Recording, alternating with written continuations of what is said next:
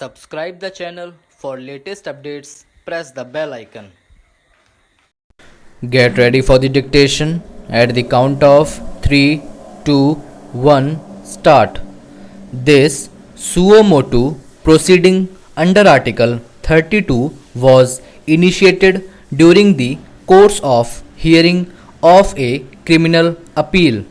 The court noticed common deficiencies which occur in the course of criminal trials and certain practices adopted by trial courts in criminal proceedings as well as in the disposal of criminal cases and causes.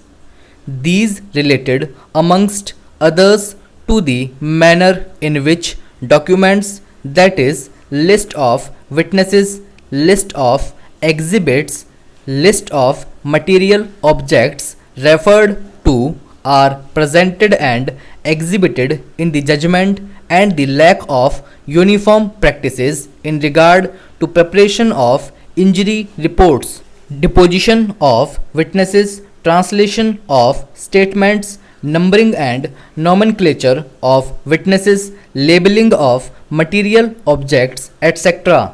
These very often lead to asymmetries and hamper appreciation of evidence, which in turn has a tendency of prolonging proceedings, especially at the appellate stages.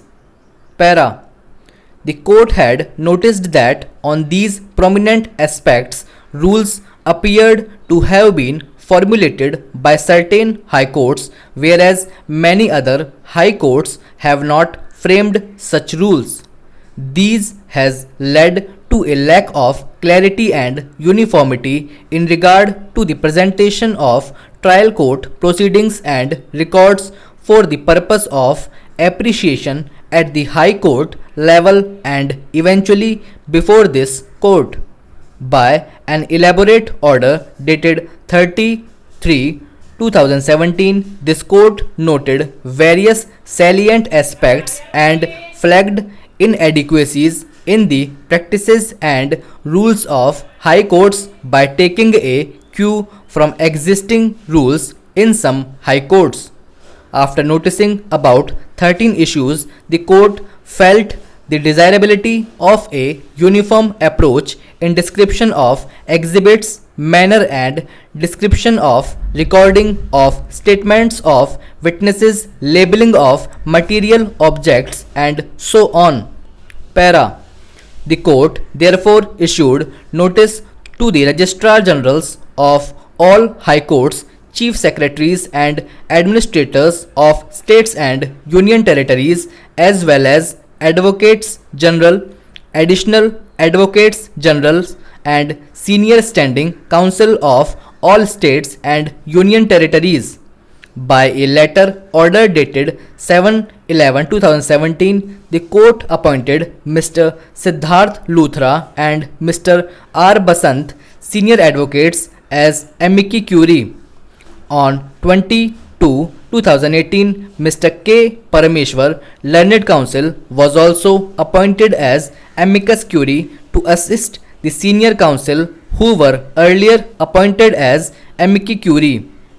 All concerned state governments and union territories as well as high courts through their registrar generals were called upon to submit their responses along with suggestions. Para. By January 2019, 15 states, union territories and 21 high courts had filed responses before this court. Based upon these responses, the amici curiae evolved a consultation paper which inter alia contained draft rules. The draft rules were circulated to all parties by a letter dated 18/2/2019. Written responses were invited from stakeholders and a colloquium was convened for this purpose in New Delhi at the India International Center on 30/3/2019. The colloquium was attended by representatives of different states, union territories and their respective high courts. After considering the suggestions made during the colloquium, the amici curiae submitted the draft rules of criminal practice 2020 for the consideration of this court.